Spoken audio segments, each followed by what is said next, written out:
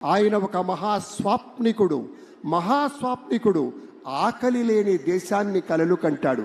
కేవలం ఉన్నత స్థితికి వెళ్ళాలి, నేను సంపాదించుకోవాలి, నేను ఎదగాలన్నది కాదు. ఆకలి లేని దేశాన్ని చూడాలి, ఆకలి లేని దేశాన్ని కలలు కనాలి.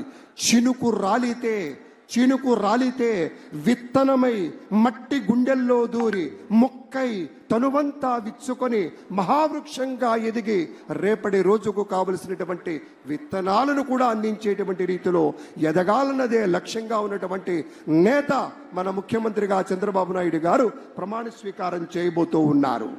అలాగే మరి ఫార్మర్ గవర్నర్ ఆఫ్ తెలంగాణ, ఇటీవల రాజకీయ రంగ ప్రవేశం కూడా చేసినటువంటి డాక్టర్ తమిళసై సౌందరరాజన్ గారికి సవినయంగా స్వాగతం పలుకుతున్నాం.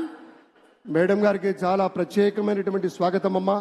డాక్టర్ తమిళసై సౌందరరాజన్ గారు తెలంగాణ రాష్ట్రంలో గవర్నర్గా ఉన్నా కూడా మన మీద కూడా ఈ ప్రమాణ స్వీకార మహోత్సవం గజదళం, అశ్వదళం, అభిముఖం అన్న రేంజ్ లో నభూతో నభవిష్యతి అనే విధంగా జరుపుకుంటున్న క్షణం.